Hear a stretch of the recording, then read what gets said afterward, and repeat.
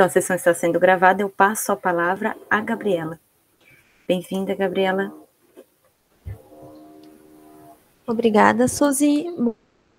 Oficialmente agora, antes de entrar propriamente no texto do nosso resumo, eu quero agradecer pela recepção de vocês, tanto da minha pessoa como do nosso trabalho. A Nari e o Thiago não puderam estar presentes, mas também estão muito contentes com a nossa presença no evento. Então, eu estou falando de Panambi, que é ao lado de Cruz Alta, a cidade onde está a universidade que estamos vinculados. Como eu comentei, nós somos das ciências sociais, ali, mais do direito especificamente, então o nosso texto vai ter muito essa marca. E o nosso resumo se chama A Arte e Sociedade em O Alienista, e tem a proposta de ressaltar as marcas sócio-históricas presentes nesse conto do Machado de Assis, com o intuito de demonstrar como a literatura, respeitada suas peculiaridades inerentes à natureza artística, pode dialogar com a historiografia e com outras áreas do conhecimento, a fim de proporcionar um olhar mais abrangente sobre as situações que se dispõe a tratar. Essa é a nossa hipótese. Então, para abordar essa questão, inicialmente eu gostaria de comentar um pouquinho acerca do período histórico em que o texto foi publicado e depois identificar no texto quais são as marcas que a gente identificou que também estavam ali naquele contexto da publicação. A primeira publicação do Alienista foi no formato de folhetim, na revista A Estação, entre 1881 e 1882. Nesse momento, o Brasil estava vivenciando o segundo reinado, e a questão escravagista estava sendo um tanto mais discutida do que nos outros momentos. Essa discussão ela se alvomuma, sobretudo em razão das pressões internacionais, e vai conduzindo à aprovação de leis que vão restringindo o trabalho escravo, como a Lei Eusébio de Queiroz e a Lei do Ventre Livre. Essa conjuntura, então, de restrição do trabalho escravo, mais a propaganda internacional promovida pelo governo da época e a instabilidade político-social na Europa, favoreceu a entrada de imigrantes no Brasil, imigrantes de origem alemã e italiana, sobretudo. Essas pessoas vinham para o Brasil para suprimir aquela mão de obra que estava sendo libertada. Então, a população desse período era constituída de imigrantes, das pessoas que haviam sido escravizadas e agora estavam em liberdade, e de indígenas que ainda estavam por aqui, que ainda não tinham sido plenamente colonizados, talvez, e dos colonizadores, que em regra eram pessoas financeiramente privilegiadas e que compunham algo como uma elite nacional. Então, é possível afirmar, em linhas gerais, que a vida social da época era marcada pela polarização entre dois mundos. De um lado, uma minoria de senhores e proprietários, e de outro, uma multidão de escravizados e libertos, e que formava uma massa indefinida que não parava de crescer de inadaptados, que eram pela mentalidade dominante na época vistos como inadaptados, que eram os indivíduos sem trabalho definido ou totalmente sem trabalho. É também nesse período do segundo reinado que se inicia o processo de industrialização brasileiro. Então, são intensificados os investimentos na indústria local, são construídas estradas para escoar a produção e são implementadas tecnologias de comunicação que até então eram novidades aqui no Brasil. E isso ocasiona um crescimento não planejado, por assim dizer, das cidades. E é nesse contexto, então, de crise do modelo escravocrata de exploração do trabalho de fluxo migratório, que o doente mental adquire a marca de problema social. Formou-se uma parcela de pessoas que tinham distintas características, mas que em comum tinham o perambular pelas cidades, sem um rumo certo. Aquela massa de inadaptados que eu mencionei antes. Essas pessoas eram vistas, então, como inaptas para qualquer atividade considerada importante naquele período e, portanto, eram vistas também como uma ameaça à ordem que estava tentando se estabelecer naquele momento. E isso justificava o sequestro social, por assim dizer, dessas pessoas, isso em prisões e nos asilos que começavam a surgir. Então, embora as manifestações humanas que podem ser interpretadas ou que poderiam ser interpretadas como expressões da loucura sempre fossem observadas no Brasil e em outras terras, é somente a partir dessa mudança externa, dessa mudança no contexto social do país, que uma intervenção mais incisiva é exigida para tratar aquilo que se denominaria de doença mental. Então, assim como na cidade fictícia de Itaguaí, que é onde se passa o conto do alienista, no Brasil, por um longo período, até o advento dessas transformações sociais que eu já comentei, o doente mental, quando calmo, usufruía de algum grau de tolerância e liberdade. Então, os loucos, oriundos de famílias abastadas, eram dedicados quartos próprios ou outras peças isoladas das casas. Às vezes eram amarrados para não estorvarem ou envergonharem a família. Os doentes mentais de poucos recursos econômicos, por sua vez, eram abandonados pelas ruas, enfim, sobrevivendo da caridade ou da realização de pequenos serviços para os comerciantes locais e para os transeuntes. Eventualmente, quando apresentassem um comportamento muito extravagante ou que reagissem com violência às provocações que eram alvo, então eles eram recolhidos às Santa Casa, que eram instituições religiosas e são apontadas por alguns estudiosos do movimento antimanicomial como as precursoras dos asilos, dos manicômios. Então, na história real do Brasil, focalizando essa parte do surgimento dos manicômios, o cenário se alterou em razão daqueles fatores, de ter liberado uma massa de pessoas totalmente sem rumo após o fim da escravidão, de ter recebido os imigrantes e dessa nova ordem que se tentava estabelecer, justificou, ou pelo menos foi usado como justificativa para os manicômios, para receber essas pessoas. Na história do alienista, o surgimento de um local destinado especificamente a receber os ditos doentes mentais também é alterado por uma mudança externa e não propriamente a condição do doente mental. O que causa essa mudança de perspectiva no alienista é a chegada de um médico. Os loucos já estavam lá, mas eles são tratados de forma diferente, não por algo próprio da sua condição, mas por algo que vem de fora.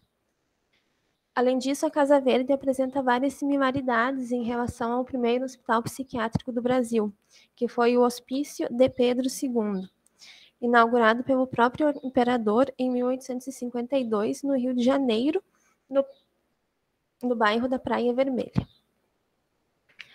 Aí é possível, é algo puramente especulativo, que por viver nessa cidade, talvez Machado de Assis tenha testemunhado todo o processo de construção dessa instituição, do Hospício de Pedro II, e talvez em alguma medida tenha influenciado na caracterização da Casa Vermelha. E as proximidades do asilo de Itaguaí, como o primeiro hospício brasileiro, também se manifestam no plano arquitetônico. Trechos do conto sugerem que a Casa Verde era uma construção admirável, bela. No mesmo sentido, o Hospício de Pedro II, que hoje pertence à Universidade Federal do Rio de Janeiro, também era uma das construções mais vistosas do período. Esses traços de similaridade entre a produção artística machadiana e o cenário social efetivamente vivenciado no período assinalam a sua obra no contexto do realismo, característico do segundo momento da sua criação literária. Também demonstram a influência dos elementos sociais na constituição do conto, que não serve apenas como veículo para a transição das ideias, mas são incorporadas à estrutura interna da obra, numa fusão entre texto e contexto. Também o tom irônico presente na narrativa permite identificá-la na escola realista. Machado de Assis tece a sua crítica ao poder desmedido conferido ao Dr. Bacamarte como um portador da verdade científica através de recursos próprios da arte. Desse modo, embora as semelhanças com o ambiente da época, uma transposição perfeita da realidade concreta para o conto não é identificável e tampouco desejável, dado que a arte não tem necessariamente a finalidade de ser uma representação da vida. A gente compreende a obra de arte como um sistema simbólico de comunicação que se utiliza do cabedal comum de signos dispostos no ambiente social. Nesse sentido, a produção artística, quando olhada pelo seu viés comunicacional, deve ser compreendida como um meio que transmite mais do que noções e conceitos, focalizando especialmente o seu caráter expressivo.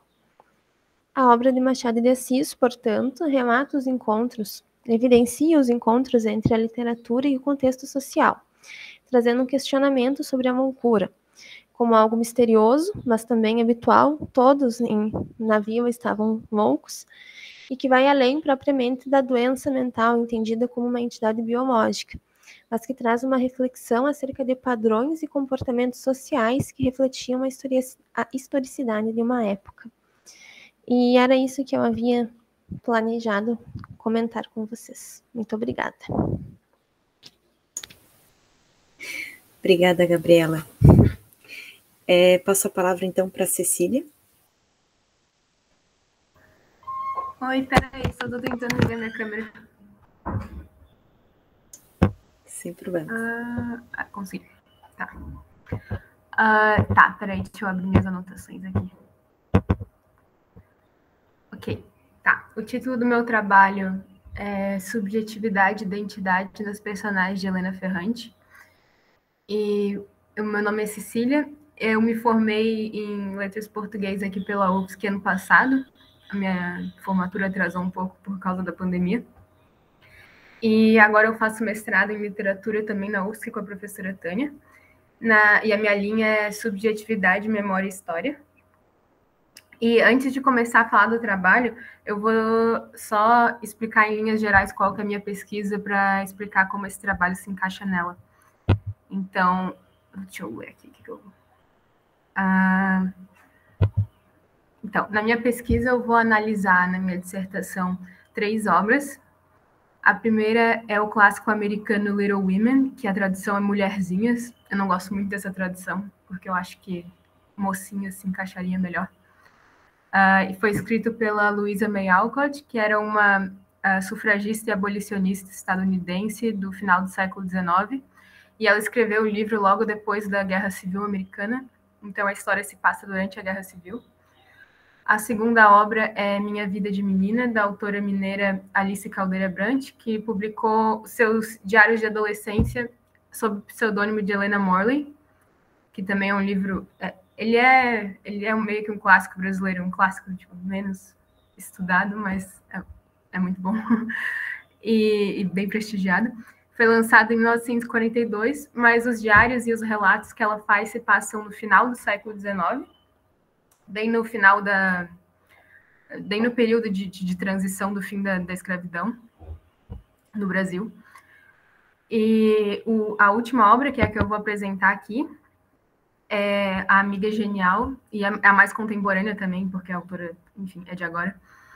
É A Amiga Genial, da escritora italiana Helena Ferrante, e foi lançado na Itália em 2011, e no Brasil foi lançado em 2015 pela editora Biblioteca Azul. E aí, A Amiga Genial faz parte de uma tetralogia, é o primeiro livro de uma tetralogia da Helena Ferrante. E eu vou abordar na minha pesquisa os 2 primeiros, mais o primeiro, mas um pouco do segundo também, porque... Bem, eu vou explicar qual é a história. Primeiro eu vou terminar de apresentar a pesquisa. Todas as obras citadas abordam a transição da infância para a adolescência das personagens principais, e todas possuem características em comum que ligam bastante as obras, como todas as personagens têm um amor muito grande por escrita e por literatura, todas escrevem, todas são escritoras.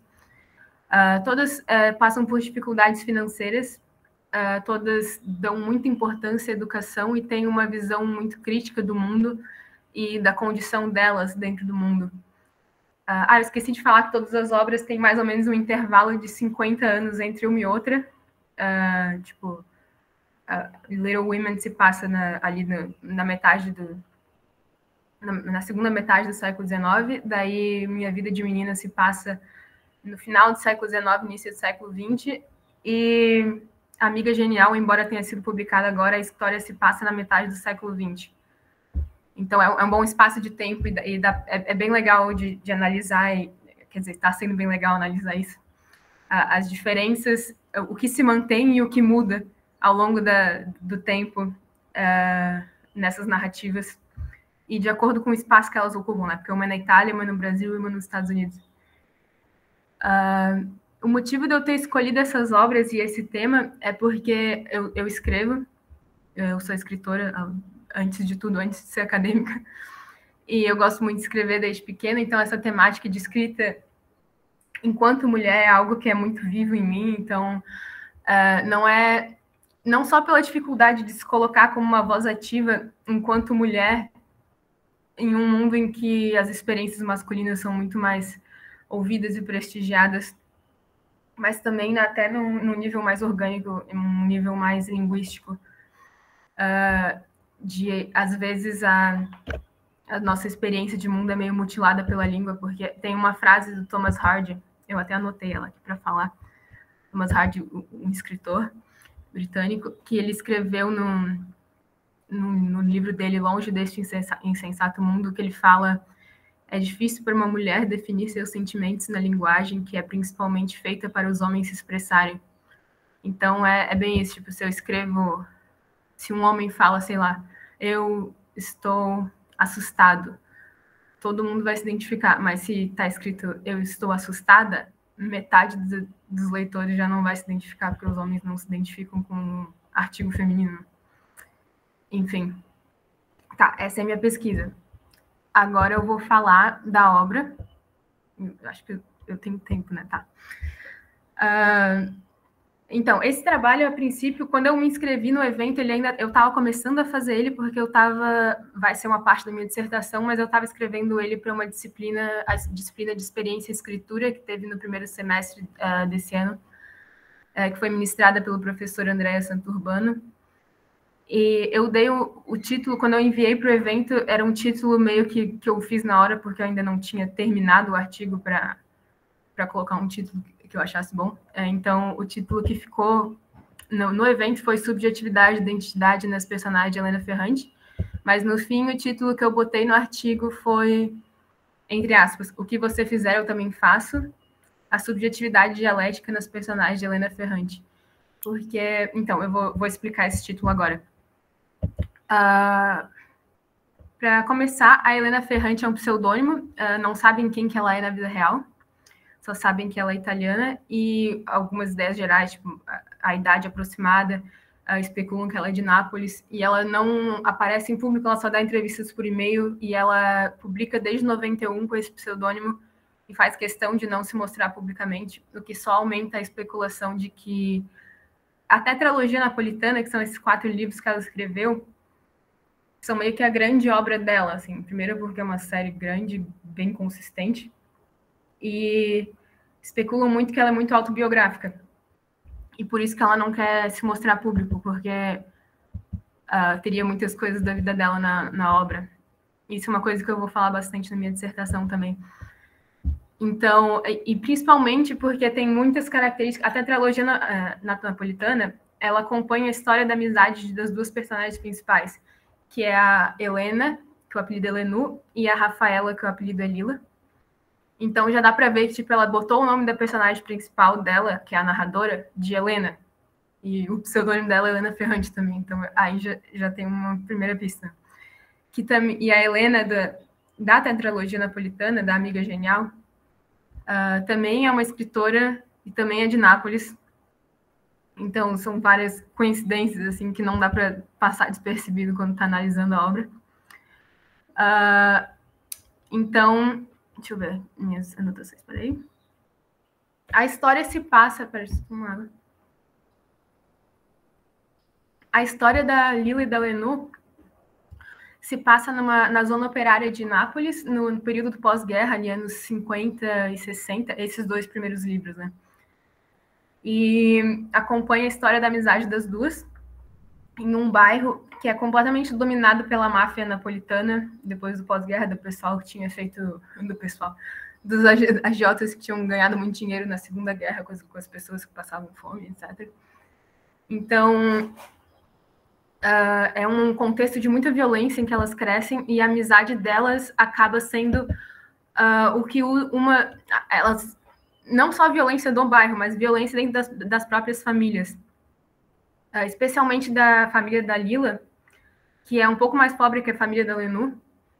Então a Lila não pode continuar os estudos depois da 4ª, 5ª série, tem que trabalhar na sapataria do pai, e a Lenú, com muito incentivo da Lila, com muito incentivo da professora, continua estudando até que ela consegue se formar, faz faculdade, enfim, segue nos estudos, consegue ascender socialmente através dos estudos.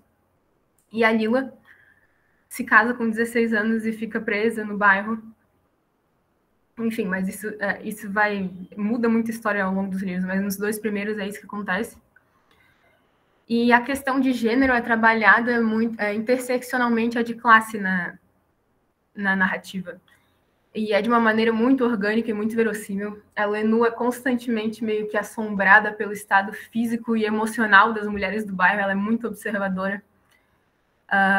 Eu vou ler um trecho, inclusive.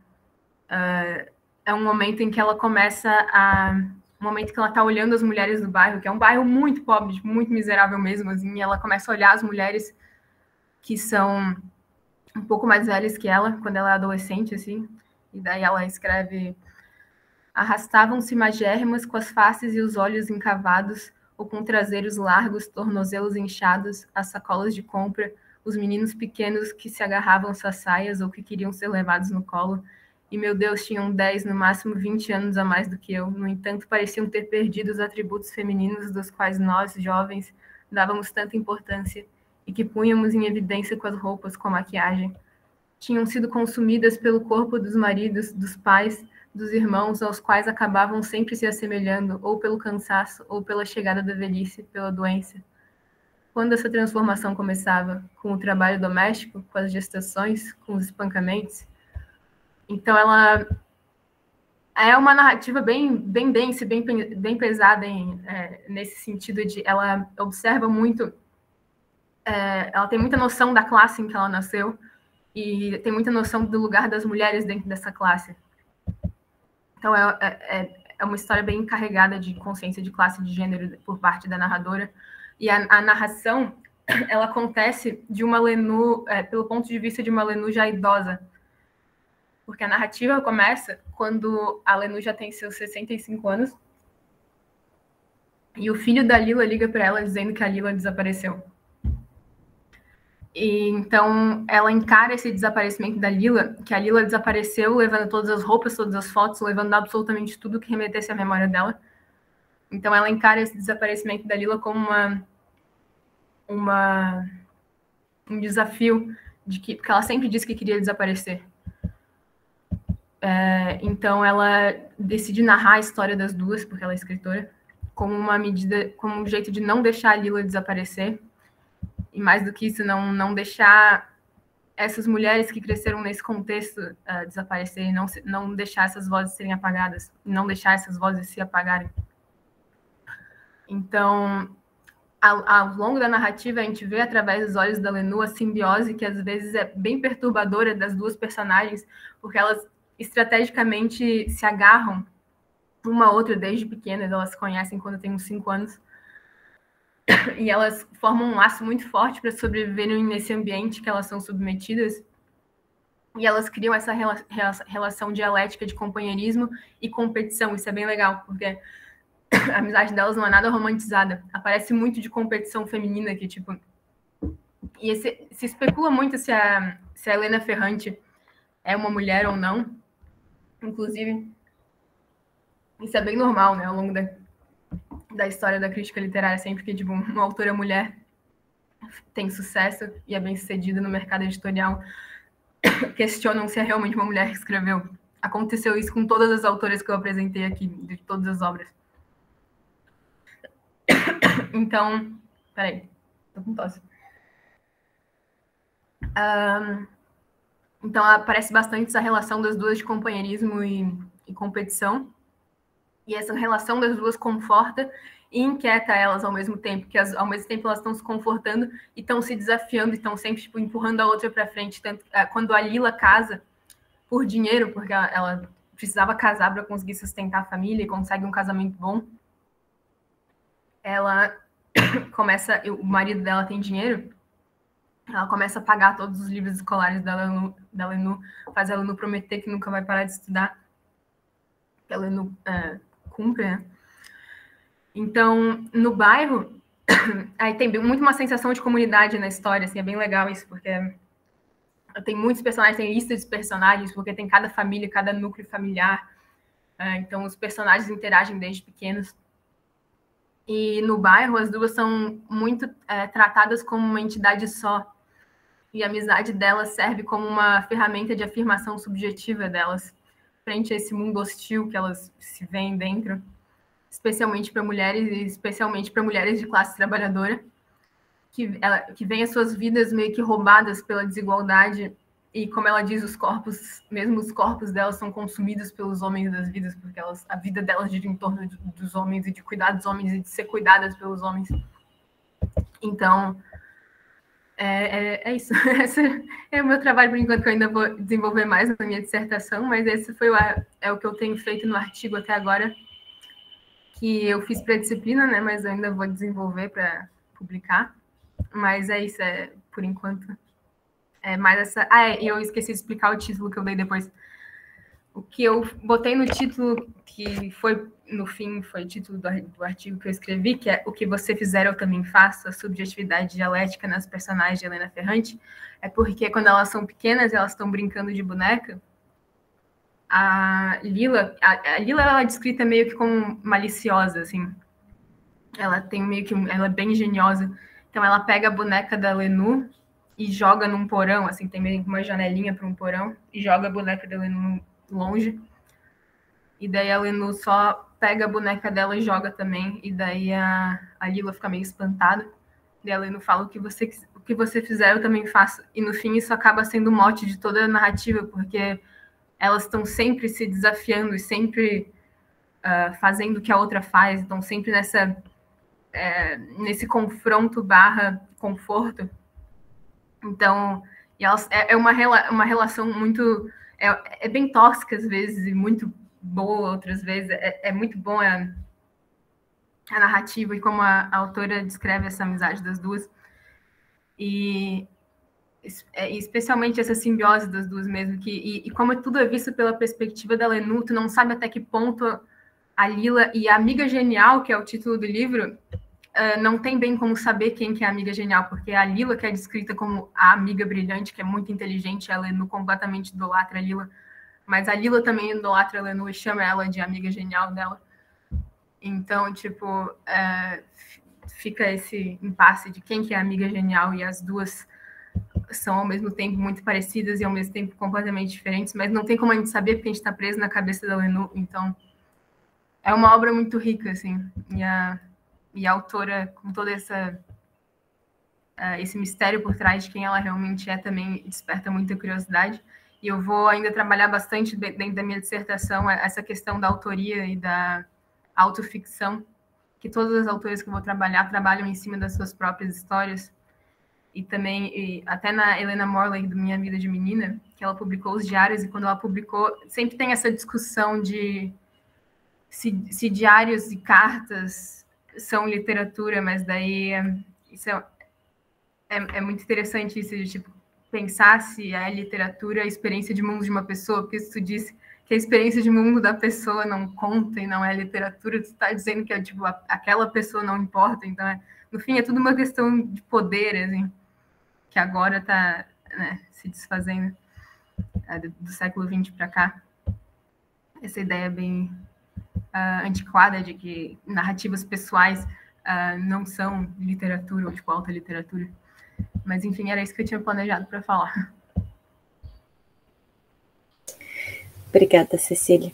Me deu vontade de ler o livro agora. É muito bom, Leon. Eu comprei uma vez ele, mas dei de presente para uma amiga genial. Por causa do título. Mas agora eu dou de presente para todo mundo que eu consigo. E é uma coisa engraçada que eu, pesquisando, eu descobri isso que eu falei de que, tipo, quando é uma mulher narrando, quando tá, tipo, no feminino a narração, os homens não se identificam tanto. Porque 9 em cada 10 pessoas que compram os livros de Helena Ferrante são mulheres. Isso é muito interessante de botar também. Mas, enfim, era isso. Obrigada, gente. Obrigada. Eu passo a palavra, então, para a Fabiana. Deu certo a câmera? Estamos te vendo. Mas nós estamos te ouvindo. O quê? Sem a imagem até dá, mas sem o som, só se você jogar no chat a gente vai fazendo uma leitura conjunta.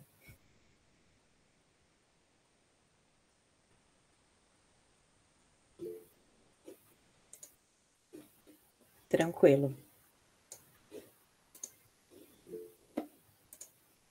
Beleza. Enquanto que a Fabiana, né, lida com esse problema tecnológico, se alguém tiver algum comentário, alguma pergunta até agora para a Cecília, para a Gabriela, por favor, podem fazer. Sobre a apresentação da Cecília, eu me recordei muito, e a Ana não vai me deixar mentir, vai até me complementar. A gente fez uma disciplina do professor Joca e leu um livro da Heloísa Buarque de Holanda, que falava sobre a Raquel. Ela tinha um capítulozinho sobre a Raquel de Queiroz e sobre esse aspecto de não acreditarem que ela era uma mulher, né? Que a escrita dela era uma escrita dela, né? Inclusive chega a citar Heloísa chega a citar um repórter, né, que publica no jornal uma hipótese de que ela contratava um homem para escrever para ela, porque como assim? Essa escrita é muito incrível, como uma mulher pode escrever assim, né? E não é à toa que a Raquel foi a primeira a se sentar numa cadeira da Academia de Letras, né? Que é um lugar que sabemos, é um lugar composto em sua maioria por homens, né? Enfim, me lembrei durante a sua apresentação. Geralmente acho que essas questões ficaram no passado, que essa contestação do talento feminino, mas parar para pensar, a própria autora do Harry Potter a editora disse para ela botar só as iniciais para publicar, porque os meninos não iam querer comprar um livro escrito por uma mulher, ou a própria Helena Ferrante publica com pseudônimo e ainda questionam, tipo, essas coisas ainda estão bem vigentes hoje em dia.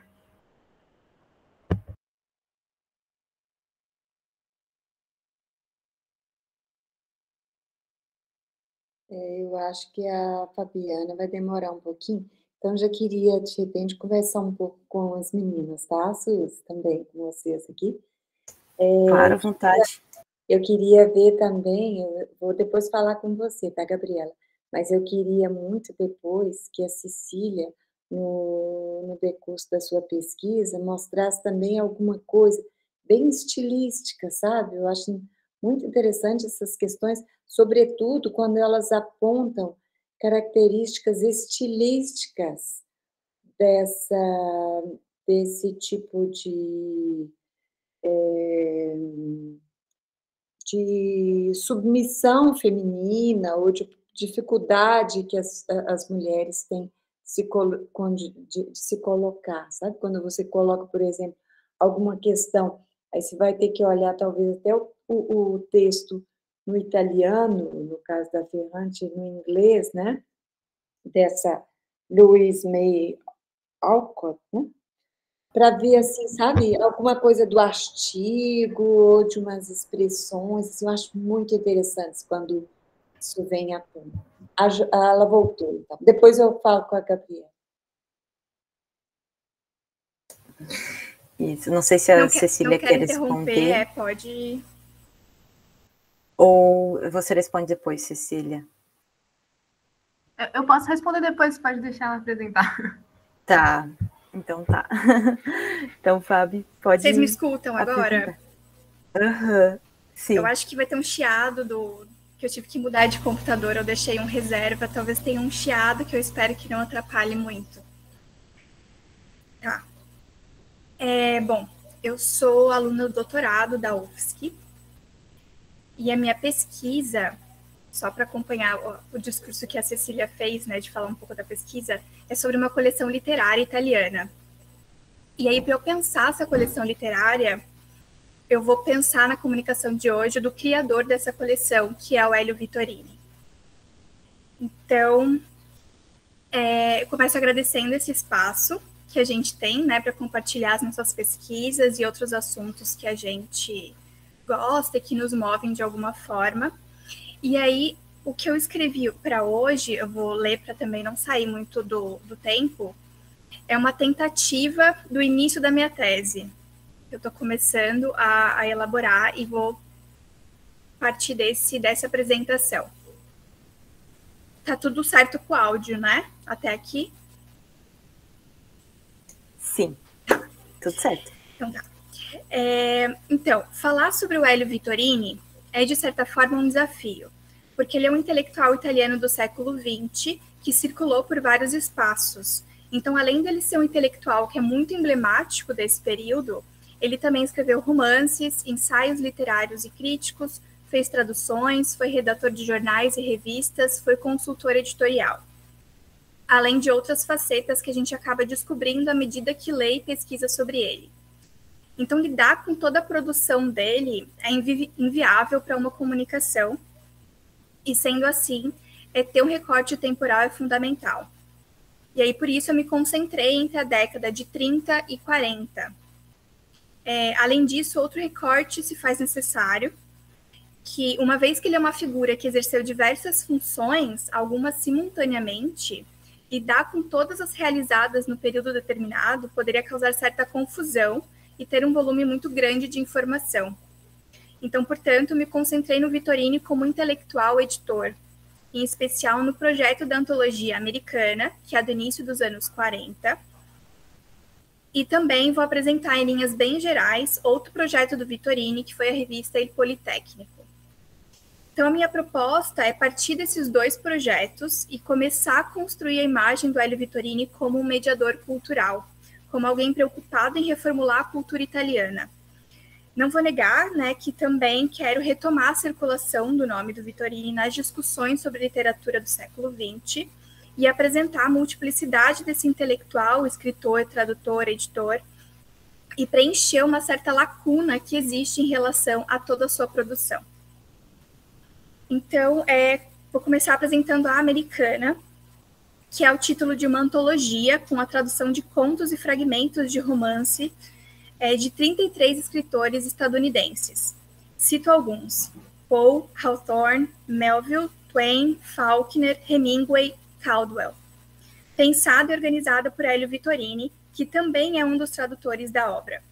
Internamente, ela é dividida em 9 períodos históricos, nos quais o Vittorini vai classificar esses escritores. A primeira publicação da antologia é em 1943, pela editora Bompiani. Porém, como eu vou explicar logo mais, a versão originalmente organizada pelo Vittorini, com todos os paratextos originais, só vai ser publicada em 68, pouco depois da morte do Vittorini. A literatura americana, e aqui a referência é a literatura dos Estados Unidos, é descoberta pelos italianos na década de 30. E o que isso quer dizer? Quer dizer que é somente nessa década que a literatura americana é dissociada da literatura inglesa. Antes desse período, os americanos eram objetos de estudo de especialistas e a leitura desses escritores se dava de modo impessoal. Não era uma literatura que chegava ao grande público e nem alcançava o debate cultural italiano. Os primeiros especialistas, ou americanistas, associavam a literatura americana à inglesa, como se ela fosse um apêndice ou um desdobramento daquela europeia.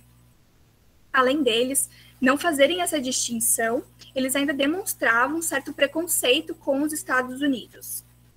Com o fim da Primeira Guerra, iniciou-se um ideal de sonho americano como uma terra de bem-estar e de sucesso onde qualquer um, através do trabalho árduo e determinação, pode enriquecer e ser feliz. É uma imagem que é compartilhada pelos imigrantes, pela música e pelos filmes de Hollywood.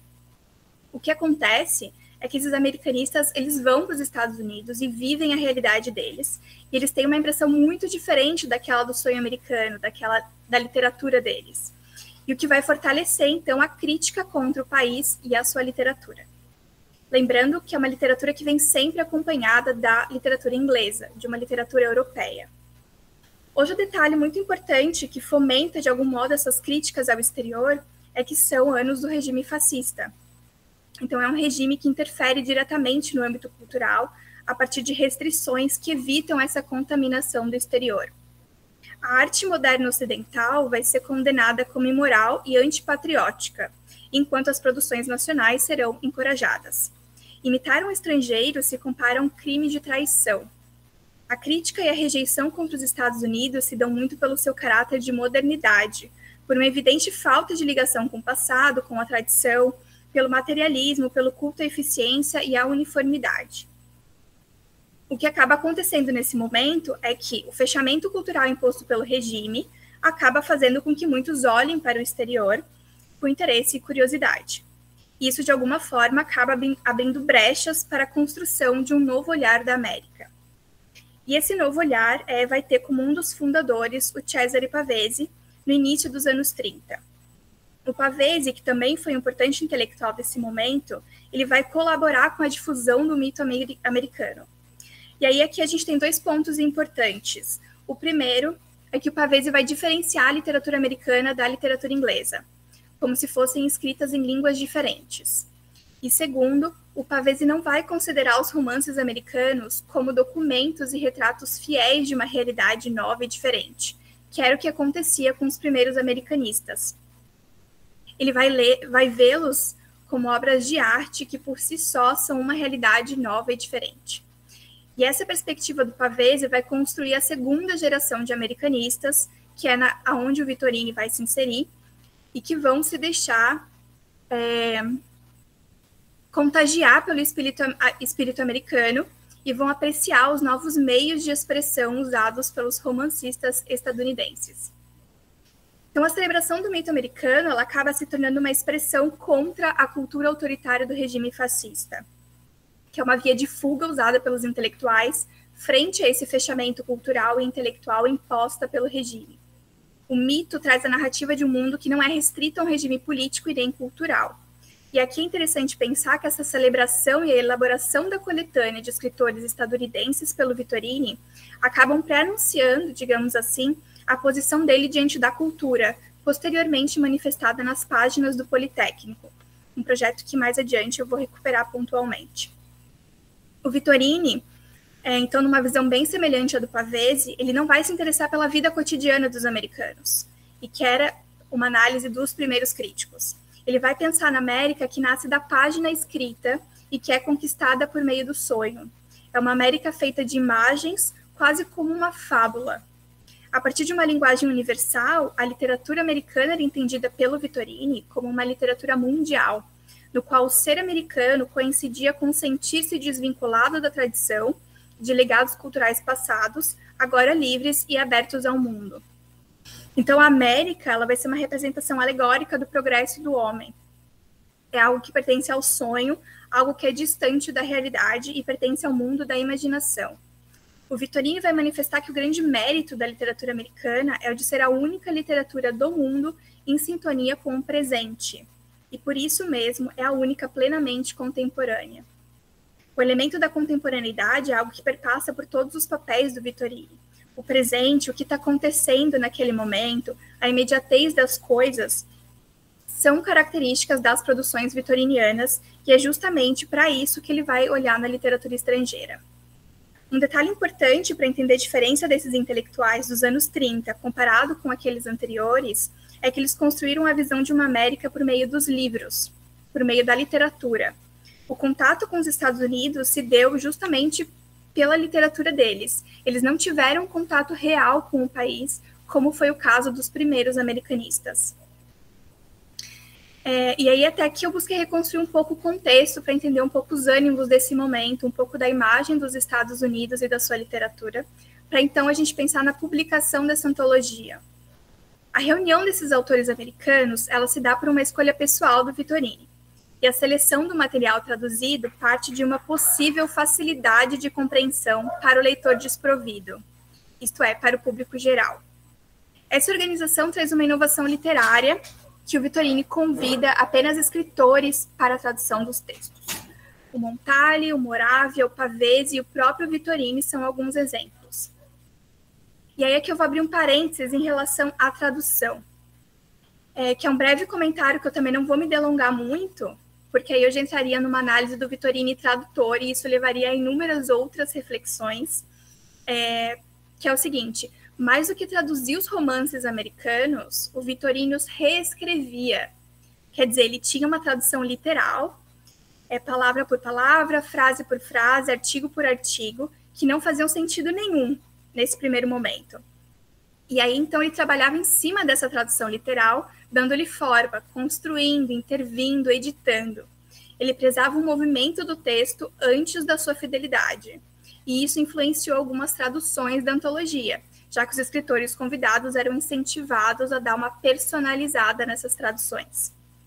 E aqui eu fecho parênteses. Outro ponto interessante da coletânea são os paratextos, ou seja, o prefácio e as notas que acompanham os escritores americanos, ambos escritos por Vittorini. No prefácio, ele vai celebrar a vitalidade do novo continente e reforçar a importância que a literatura americana assume frente à impossibilidade de separar a literatura da história política de um país. Uma visão que é oposta à do fascismo e é, portanto, censurada. A solução que o editor Bompiani e Vittorini encontram é solicitar um prefácio para Emílio Cecchi, um dos primeiros americanistas, que é um estudioso da literatura americana, mas é contrário a essa moda esterófila do momento. Então, o prefácio ele acaba tendo muitas críticas aos romancistas estadunidenses e ao próprio Estados Unidos. Além disso, para que a antologia possa circular, as notas vão precisar ser excluídas. E essas notas são quase como didascálias, por onde o Vittorini acaba criando uma história da literatura americana, que é justamente o diferencial da antologia, é o que torna esse projeto importante. São todas as amarrações, as construções que o Vittorini vai elaborar ao longo das sessões e dos escritores apresentados. Então, a importância de Americana no panorama literário italiano não se dá tanto pelo trabalho de triagem do Vittorini, mas justamente por esses comentários, por essas didascálias, pelas ligações entre um e outro escritor. É uma visão profundamente pessoal e lírica que apresenta uma literatura vista e participada em seus aspectos míticos. E qual que é o perigo dessas notas? Por que elas precisam ser excluídas? Porque elas podem dar entusiasmo à literatura americana contemporânea, que é exatamente o oposto que o regime quer.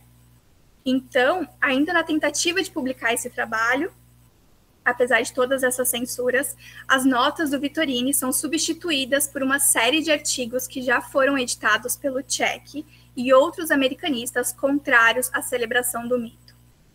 E aí aqui a gente pode pensar na dimensão que os paratextos adquirem numa obra e como eles direcionam o tom de uma publicação. Porque se antes, com os paratextos vitorinianos, a gente tinha uma antologia que celebrava a literatura americana, com a troca desse material de apoio, ela se torna um ataque a essa literatura e perde o seu valor original. É uma construção que justifica a não publicação dessa antologia, que é de fato o que acontece. Porque se em 43 a antologia é publicada, com todas essas alterações, ela é logo condenada e reprovada pela censura fascista e ela sai de vez de circulação. E aí ela só vai ser republicada com as notas originais, com o prefácio original em 68, 2 anos depois da morte do Vittorini, obviamente já em outro contexto histórico, político e cultural.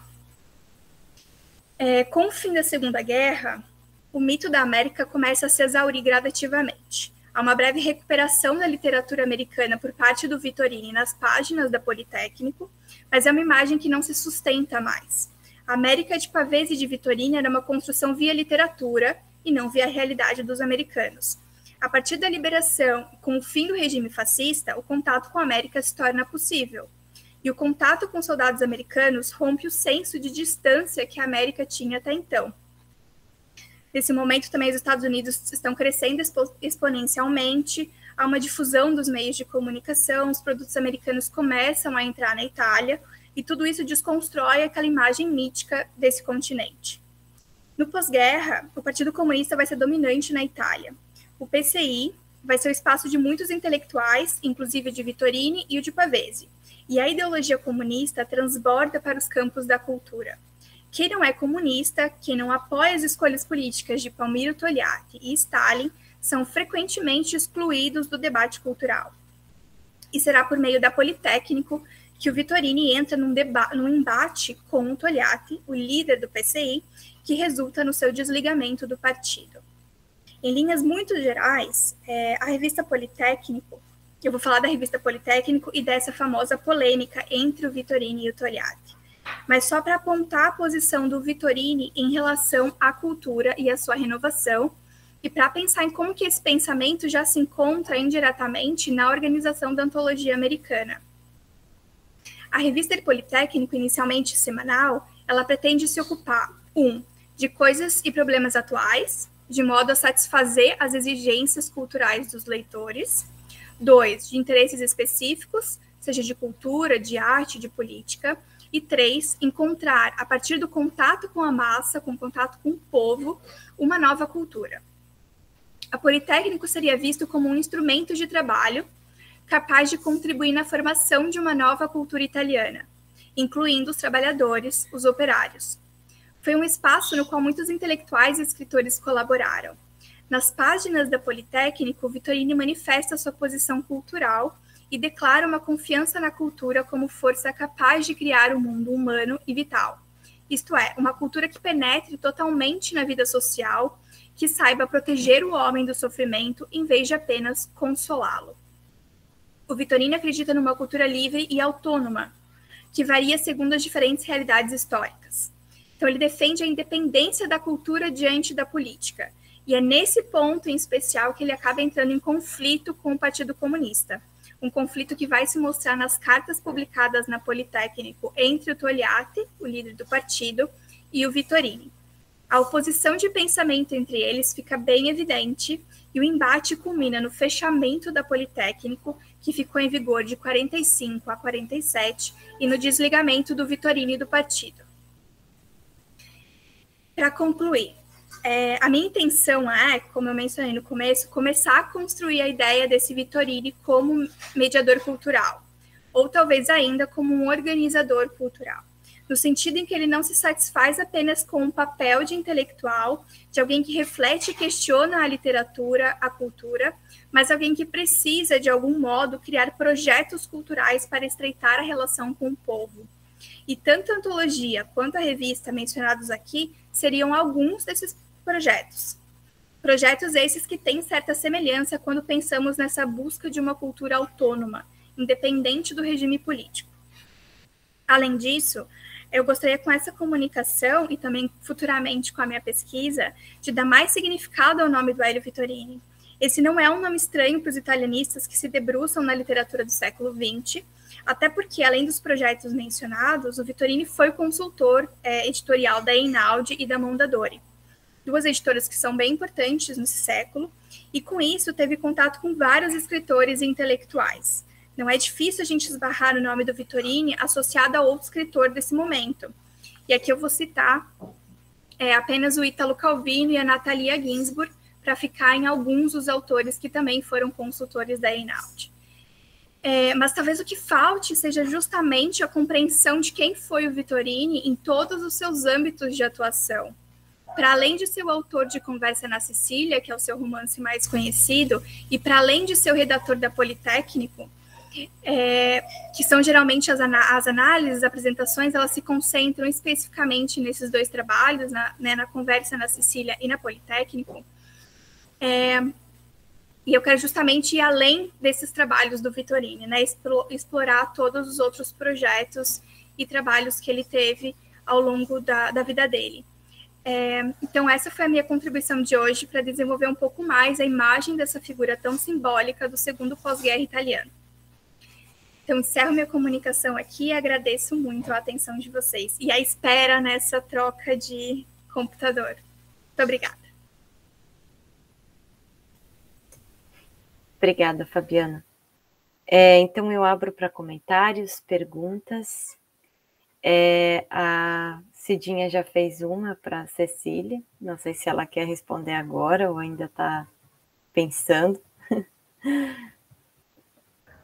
Eu queria retomar a pergunta para poder responder bem.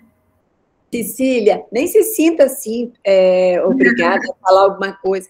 É só que talvez no percurso dessa sua pesquisa, mais adiante, talvez você possa vir a pensar um pouquinho sobre isso também, sabe? É porque a gente que trabalha também com a literatura e está sempre trabalhando com tradução, a gente é sempre voltado demais para a estilística do texto.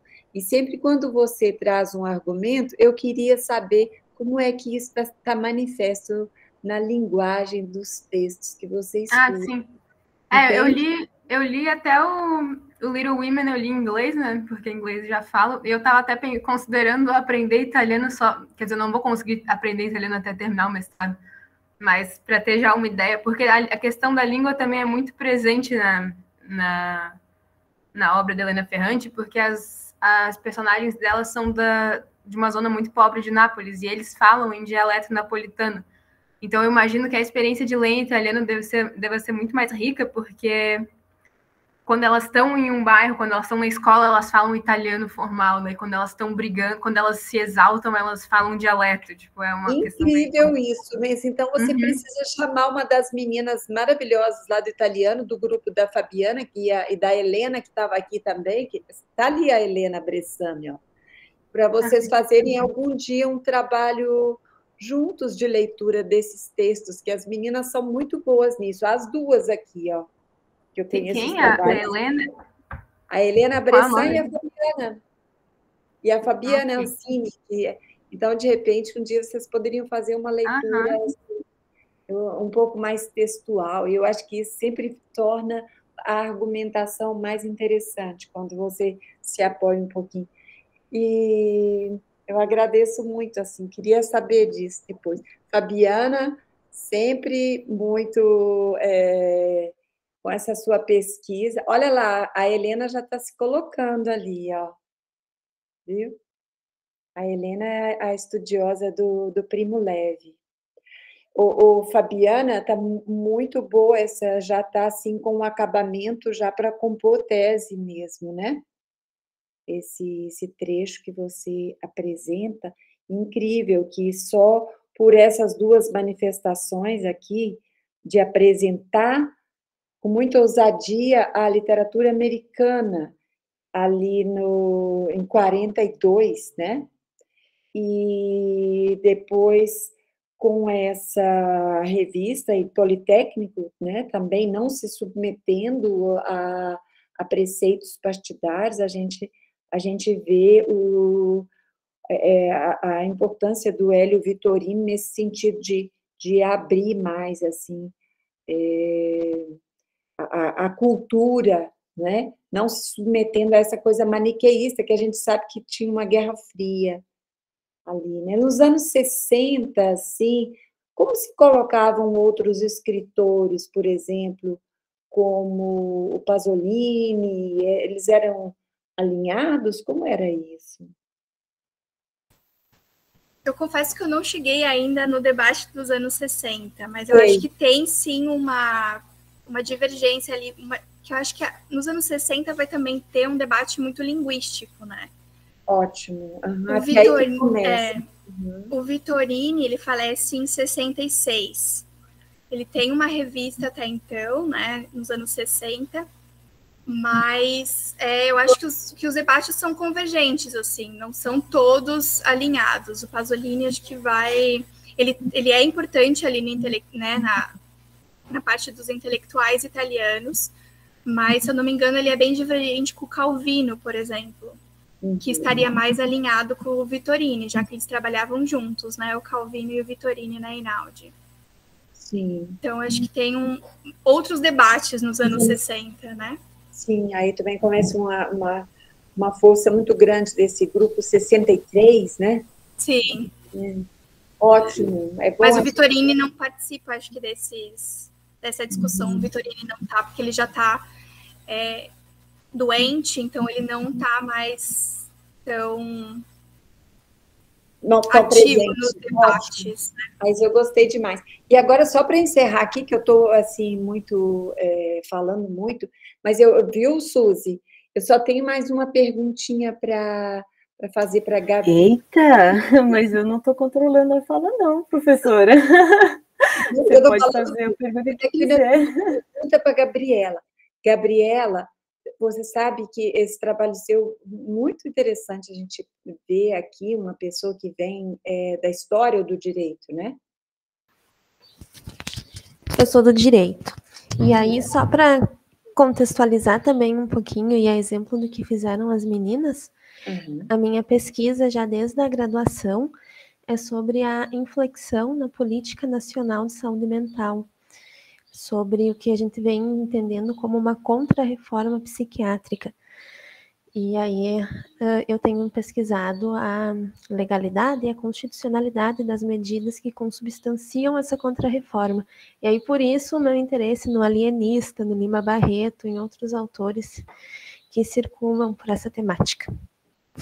Então, do direito, te respondendo. Sim, muito rica essa apresentação. Eu não sei se você sabe que no início do século XX, por volta de 1906, tem uma política de higienização, entre aspas, no Rio de Janeiro.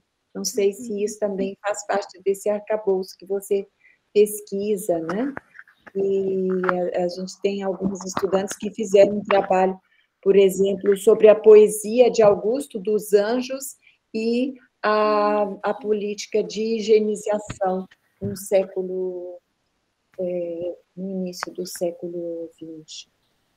Essas limpezas urbanas, digamos, entre aspas, né? Eu deixo por aqui e gostaria de ouvi-la um pouco sobre isso, se você teria mais informações, Gabriela. Obrigada. Bem,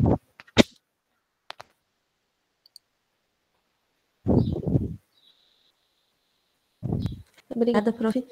Bem interessante, eu não havia ainda tido informação acerca dessa política em 1906, mas até onde eu sei, me parece, talvez tenha sim alguma relação com esse movimento de começar a tratar o doente mental como um problema social.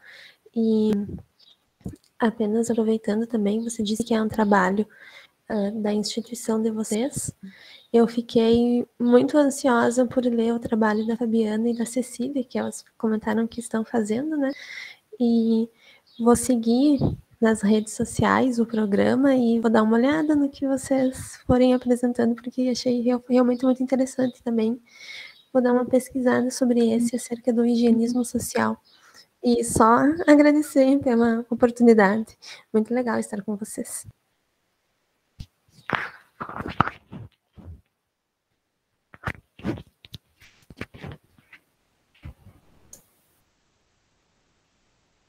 Eu só queria falar que eu só controlo o tempo das apresentações e faço isso ainda muito mal.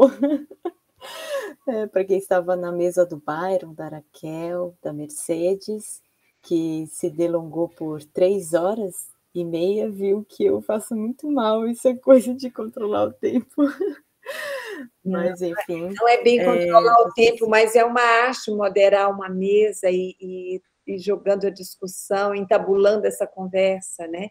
Seria até uma coisa boa, por exemplo, chamar as outras pessoas a ligarem a câmera para que para que também venham participar da conversa, né? São 3 apresentações interessantíssimas aqui. A Ana, por exemplo, podia vir falar um pouquinho com a Cecília aqui, porque a Ana Salviato também fez um trabalho maravilhoso sobre a Clarice Lispector e sobre as imagens. Agora, eu acho que no doutorado é outra coisa bem diferente. Ou os outros colegas que estão ali presentes. Seria bom, assim, uma participação mais ativa também de todos. Mas eu agradeço aqui, Suzy, tá? Eu estou gostando muito dessa fala. Vou ficar acompanhando um pouquinho mais aqui a discussão. Tudo bem, professora. Então, o Júlio deixou um pequeno comentário para a Cecília no chat. Ele está sem microfone, sem câmera, então, Cecília, dá um Ctrl+C, Ctrl+V ali, que eu acho que vai te interessar o pacto autobiográfico. Dizer que quando a gente estava pensando as mesas, a gente, lendo os resumos, pareceu que algo os unia, que é justamente essa mediação social tão presente nos 3, né? Talvez o da Fabiana seja um pouco mais complexo, porque tem a questão da editoração, mas também tem essa questão do fascismo que está ali tão presente, você colocou tão bem, achei interessante. Mas essa mesa é composta por essa ideia de ter essa questão social tão forte dentro da literatura. Enfim, por isso esse nome. Eu achei que as comunicações, apesar de falar de perspectivas e coisas diferentes, né, objetos diferentes, elas se ligam por via do social. Então, agora eu deixo para mais algum comentário, alguma questão.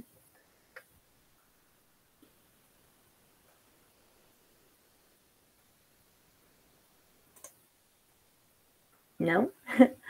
Então eu fecho a mesa aqui, que é uma pena. E já convido para a próxima mesa, que vai ser às 6h30, vai ser nossa última mesa de inscritos. E amanhã teremos o professor Capella na mesa de encerramento, 6h30 também. Então é isso. Fabiana, Cecília, Gabriela, obrigada pelas apresentações tão boas, né? Vocês falaram muito bem. E queria agradecer também a todos que estão aqui assistindo. E nos vemos hoje à noite, ou amanhã, ou em algum momento, em trabalhos futuros. Como a Gabriela colocou, ficar de olho, né? Para ver quando que abre outros eventos para participar. Obrigada, gente. Obrigada também. Obrigada, muito legal.